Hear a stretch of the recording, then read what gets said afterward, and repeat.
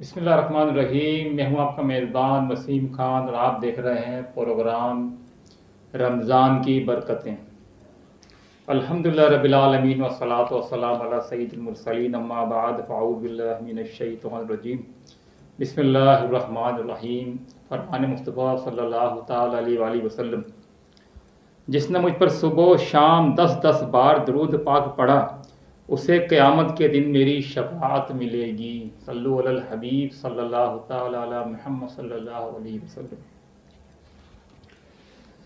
नमाज दिल, मैदा और आंतों वगैरह के मर्ज में शिफा देती है।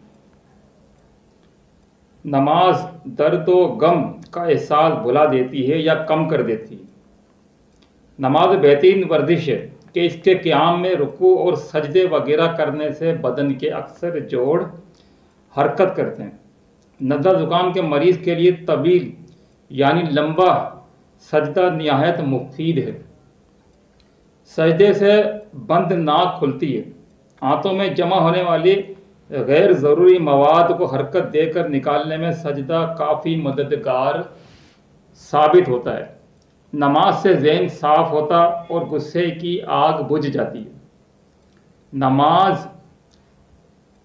नमाज रिस्क लाती है, सेहत की हिफाजत करती, अजियत यानी तकलीफ दूर करती, बीमारी भगाती, दिल की कुव्वत बढ़ाती, फरहत यानी खुशी का सामान बनती, सुस्ती दूर करती, शराय सदर करती यानी सीना खोलती, रूह को गिज़ा फराम करती, दिल मुनव्वर यानी रोशन करती, चेहरा चमकाती, बरकत लाती, खुदाए रहमान से करीब पहुंचाती और शैतान को दूर भगाती है।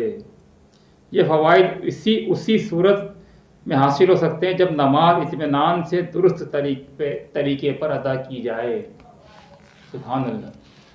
नाज़रीन, जिसने मेरा चैनल सब्सक्राइब नहीं किया है वो ज़रूर सब्सक्राइब करें। वो एक बार ज़रूर मेरे चैनल पर विज़िट कीजिए। WK न्यूज़ के नाम से मेरा चैनल है। नाज़रीन, कमेंट भी कीजिए और साथ में शेयर और लाइक भी कीजिए। बहुत बहुत